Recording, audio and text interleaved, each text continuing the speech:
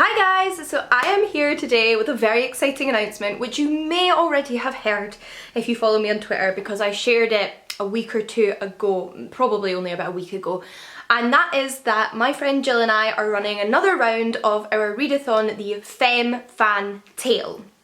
So I announced this on Twitter first because I knew I wouldn't be able to film the video as soon as I would like because it's been a really busy week and I'm finally doing it now, and obviously I'm hoping that some of you have already been alerted because I didn't want to give you too short notice, but you've still got, I think, over a month before it kicks off. So important information first. The dates for the next round of the Femme Fan Tale Readathon are the 27th of September, which is a Sunday, to the 4th of October, which is the following Sunday. So all in all, it's 8 days, which it usually is.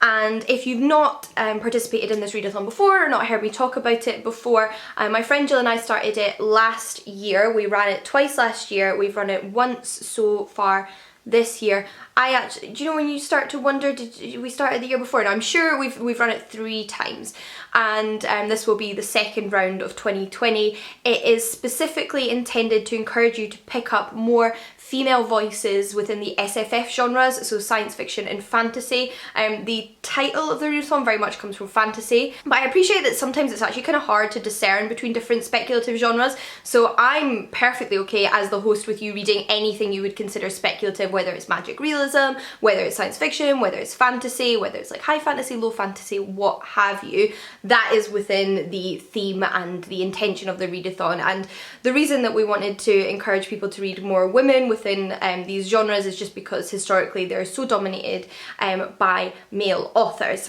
So do with that what you will, but that is the essence of the readathon. Jill and I always run reading sprints throughout the 8 days on Twitter. Jill is also over on Twitter. She is like my in real life friend. I'm like doing this as if she's here, but she's my in real life friend who's a massive fantasy fan, and she helps me run it by like running Twitter sprints, etc., and using the hashtag to like start conversations over there and on Instagram, so you can follow both of those, and we will share the reading sprints closer to the dates themselves. I also thought that this time around it might be fun to do some live readings on Instagram because I've seen a few people do those for other readathons in the past few months, including helping out with them myself. I think particularly because a lot of us have had less opportunity to go outside, obviously. It's been nice to have those spaces online, and I thought it might still be nice, so let me know if that's something you'd be interested in. And is there anything else I need to tell you about the readathon? I think actually all that's left at this point is the prompt, and I'm going to be sharing with you my TBR alongside the prompts. So we have a bingo board of 12 prompts as always, and I change these around every round of the readathon, leaving some of the original ones in but adding new ones in. And my particular intention and focus with this round of the readathon was trying to encourage people to read diversely in terms of the continents that they read from. I think fantasy, especially that's available in English, is very like North American and European centric, and that's a lot of what I see people reading online, partly because that's often what's most accessible, like I mentioned, in English. But obviously if readers read more diversely and create more demand, that also puts pressure on publishing houses. So I wanted, like I said, to encourage people to read more diversely in terms of continents, so I have included the 6 populated continents on the bingo chart. And personally that's my focus with my TBR because there are 12 prompts. I don't expect to read 12 books. I literally just couldn't. I could not read 12 books in 8 days. It would never ever happen. You might be different. You might be able to pick a different book for every prompt, but personally I overlap my prompts, and equally you can just select some of the prompts. You can sort of do something like I mentioned, like focus on reading a book from each of the 6 continents rather than paying as much attention to the other prompts, or work it the way you want to work it. Because like I've already mentioned a million times, the readathon's intention is mainly about diversifying your SFF shelves and what you're reading. So you can work around the bingo chart as you please. I'm focusing on the 6 continents, so I have a book for every single continent, but I am so proud of myself because I have managed to cover all of the other prompts with these 6 books. It took a little bit of picking and choosing and reworking my TBR, but I managed it and I'm so proud. And if I could read all 6 of these books and cover all 8 challenges on the bingo chart, honestly, I think I would have to get a prize. I would have to like give myself a prize. I don't know what that prize would be, but that's what I feel. So I'm gonna go through the 6 books and tell you what prompts they cover. So if I go according to the order they are on the bingo chart, the first continent that comes up is Asia, and for Asia I'm planning on reading Sorcerer to the Crown by Zen Cho, who is author of Malaysian origin, and I love Zen Cho. Like, this is not a new author to me. This is an author I've already read, I think, 3 books by and adored every single one. However, this one has been on my TBR for quite a while. It's set in Victorian London in a magical society where men sort of dominate the magical scene and women are not supposed to use magic. However, one of the most powerful sorcerers of a generation turns out to be a woman, and it's sort of what that does to the society around them and how that messes with everyone's perception of magic and the danger that that puts her in, and I just think that sounds so interesting. I've also heard incredible things about it, so I'm really excited about this book. It would also cover the book in a series prompt. I think most of the books in my TBR are either first or later books in series. However, I have managed to find a standalone so I can cover that prompt as well. So this would, like I mentioned, cover book in a series and a book by an Asian author. We then have the Europe prompt, and for this I have a book written by a German author, and that is Cassandra by Krista Wolfe. So this one's not necessarily what you might immediately think of as fantasy, but it definitely has like mythological and magical themes, so I feel quite comfortable reading for this readathon. It is a ancient Greek myth retelling of the seer or prophetess Cassandra. So she has been cursed by the god Apollo to have prophecies of the future but to never be believed, because basically she didn't want to have sex with him, which is an unfortunately common theme in Greek mythology, that women are punished for their disinterest in the gods. And I have heard incredible things about this. This has been on my TBR for a million years, it feels like, and it's also translated, so it would work for the translated prompt. Of course it would work for the Europe prompt. It would also work for the standalone prompt because it's a standalone novel. The pre-2000s prompt, which is to read a book published before the year 2000, just to like encourage us to read a little bit more classic SFF, and this book first came out in 1983 and was first published in 1984, as well as the pick your prompt, which is a opportunity for you to create your own prompt for yourself. And I was really struggling whether I wanted to make that prompt a retelling, because I usually put retelling on the bingo board, but I'd taken it off this round, and I really like retellings, so I wanted to have a retelling prompt for me personally. But equally, I thought it might be good to have a prompt on there that encourages me to read something that's been on my TBR for a long time, so I was going to make my prompt a book I've had on my TBR for more than 5 years.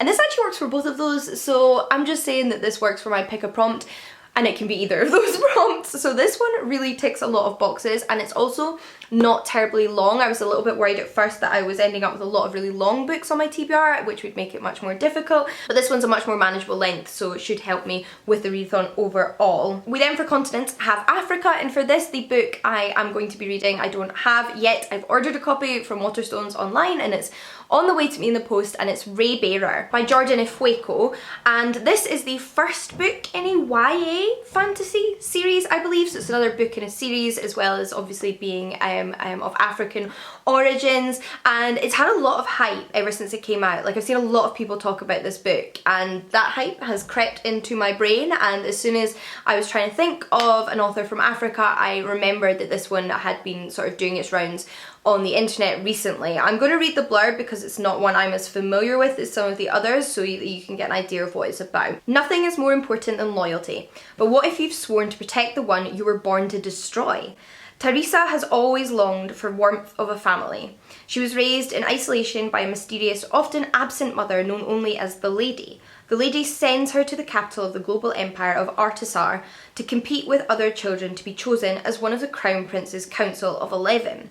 If she's picked, she'll be joined with the other council members through the Ray, a bond deeper than blood. That closeness is irresistible to Teresa, who has always wanted to belong somewhere. But the Lady has other ideas, including a magical wish that Teresa is compelled to obey. Kill the kill the crown prince once she gains his trust. So a battle between two loyalties there, which sounds absolutely fascinating. Like I said, I've heard really great reviews, and the author herself is Nigerian. So that is my book for Africa. We then have North America, and now for this I really wanted to read a book by a native or indigenous author, and I remembered that I've had this book on my bookcase for a few years now and still haven't gotten around to it, so this seemed like the perfect time, which is Trail of Lightning by Rebecca Rowanhorse. So Rebecca Rowanhorse is an Oke-Owenge Pueblo African-American writer who currently lives in New Mexico, and this one's a sort of dystopian future SFFYA novel, the first in a series.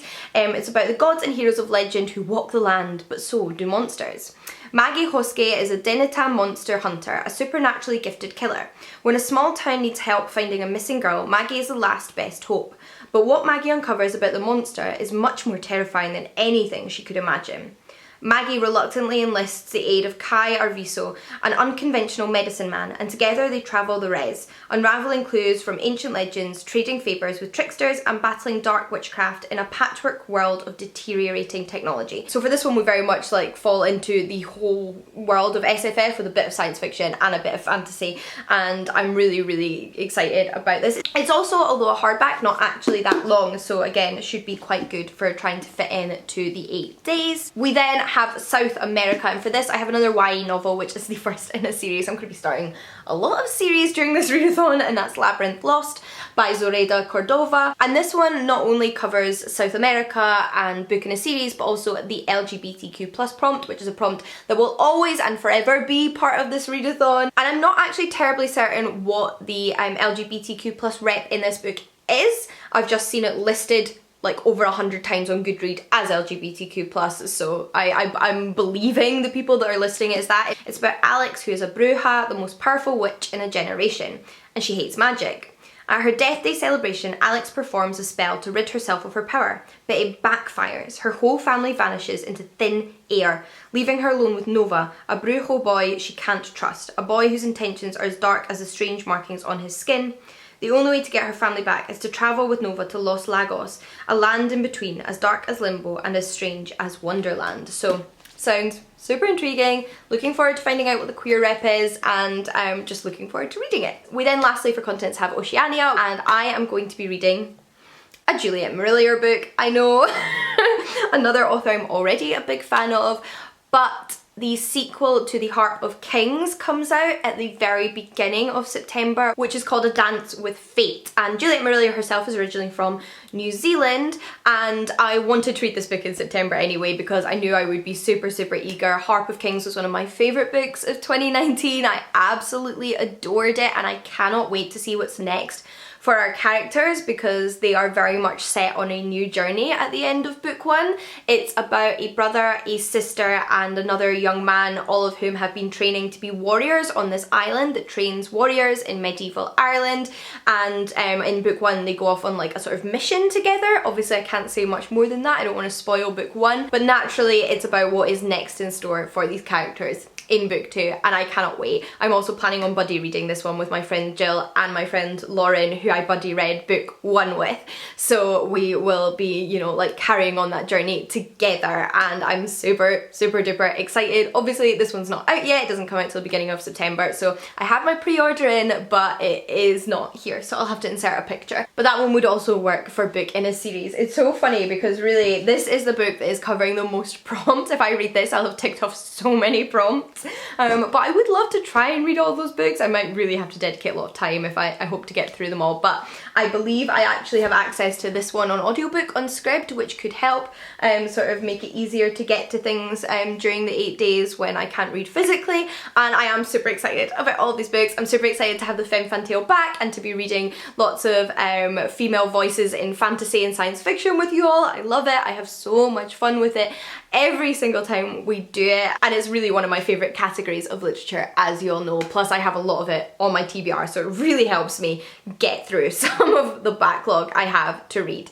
I would love to hear from you if you plan on participating, whether you plan on reading one book or whether you plan on reading 12 books. Let me know what they are in the description box, and don't forget to tag me as well as use the hashtag when you're sharing your TBRs on your blogs or Instagram or on YouTube, because I love seeing them. And if you film vlogs of them, please share them, because I love when I see vlogs from the Femme Fatale. It brings me so much joy. I love watching them. And I'm really just looking forward to this round as well, because I feel like the last round was literally the week before lockdown, and obviously the whole situation was just getting worse and worse. So I know myself, I was feeling very anxious and very stressed and very down that week, and it wasn't the best for reading for me, and now I'm like ready to read some more, so looking forward to it. But yeah, until next time, happy reading, and I'll see you all again soon. Bye guys.